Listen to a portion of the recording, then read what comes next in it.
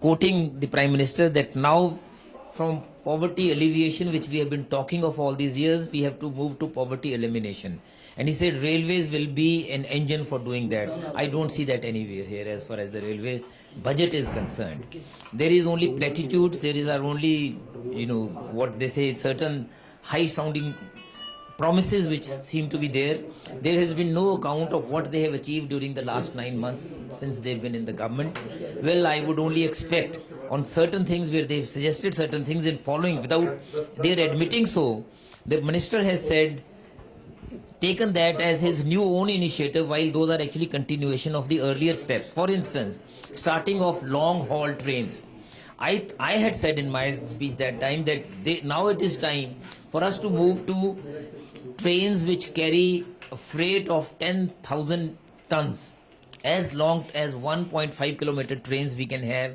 49 loops were identified. Not one loop has been mentioned here, which they have actually converted into a long loop to carry those trains. That's a good thing. We always have to emphasize on that. What he's talked of is that he will install CCTV cameras in their coaches. I don't know how this will be worked out, but certainly we have to make all possible effort in ensuring 100% safety of women traveling in the trains.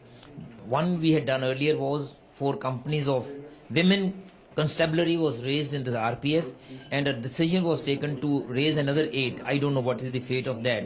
I think that is also very important because the physical presence of the police in the trains is important to curb crime on the trains. Well, I don't really see anything new. It is the continuation of many old things. After all, you see, railways has a long gestation period. I was expecting from the minister that when he talked of dedicated freight corridor, definite time frame for us, which he hasn't done. In the year 2013-14, civil works for about 1100 kilometers were awarded. And it was expected that in the next year also, that the current year, which ends on 31st March, and another 1,000 kilometers civil works were to be announced. But he's talking of only about 900 or so in the next year. I don't know what has happened in between. This should have rather been on an incremental stage, and there should have been a time frame to tell the countrymen that by this time the dedicated freight corridor, which was begun many years back, will be done. And another thing which I find missing in the budget altogether is he only generally mentions a passing reference to augmentation of capacity.